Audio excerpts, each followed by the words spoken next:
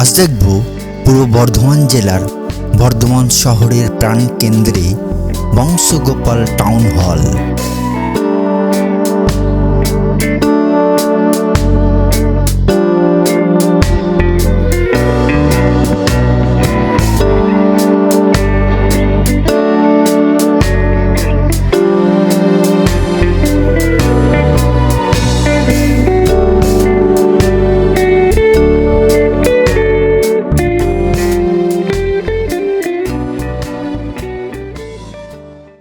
Bardhaman railway station থেকে টোটো বা town service করে করজন গেট থেকে একটু গেলেই গাছপালায় ঘেরা পরিবেশে বংশগোপাল টাউন হল। জিটি রোডের ধারে টাউন হল পাড়ায় অবস্থিত এই ঐতিহাসিক বংশগোপাল টাউন হলটি।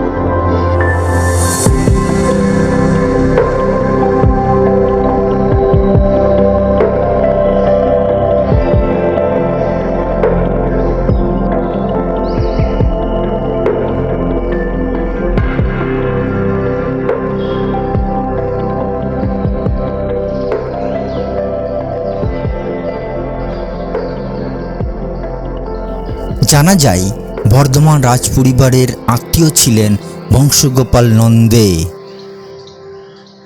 তাঁর সুরম্য ভবন সহ বিরাট বাগান ছিল এই এলাকায়।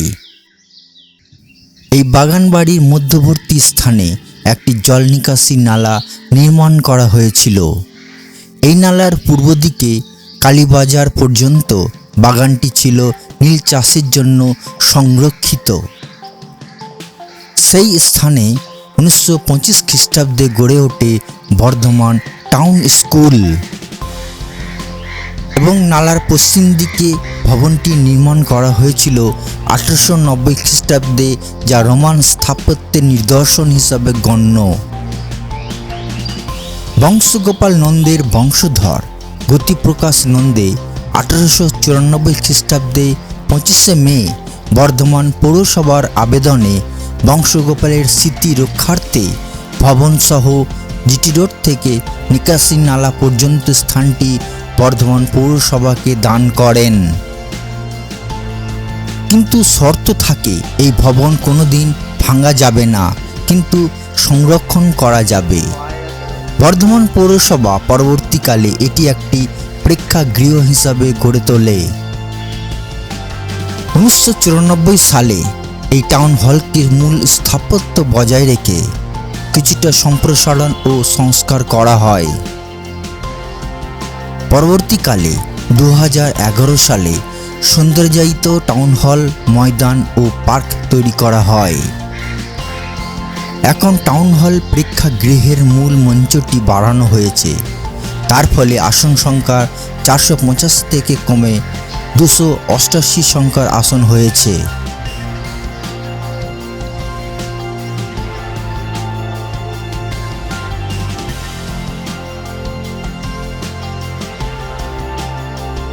টাউন হলের পূর্ব দিকে একটি মুক্ত মঞ্চ তৈরি করা হয়েছে।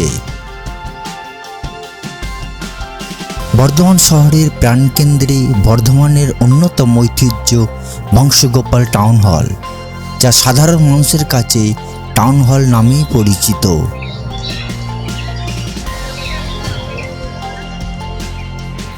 আরও জানা যায়, এই টাউন হল প্রাঙ্গণে মহাত্মা গান্ধী, নেতাজি সুভাষচন্দ্র বসু, আবুল কালাম আজাদের মতো মহান ব্যক্তিত্বরা এসেছিলেন।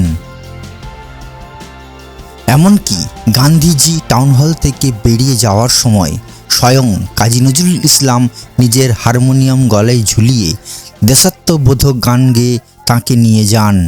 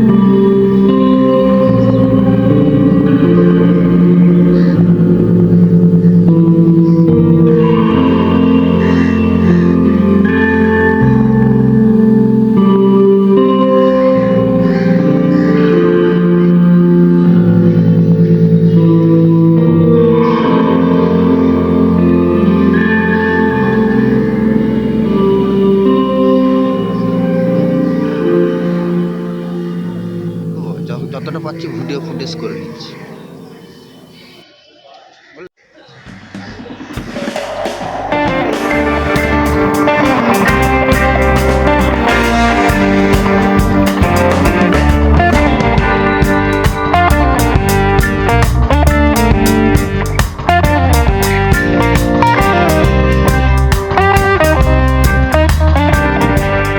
ভিডিওটি আজ এখানে শেষ করছি। আমার ভিডিওটি যদি আপনাদের ভালো লাগে অবশ্যই বেশি বেশি করে শেয়ার করবেন, কমেন্ট করবেন, সাবস্ক্রাইব করবেন। ধন্যবাদ।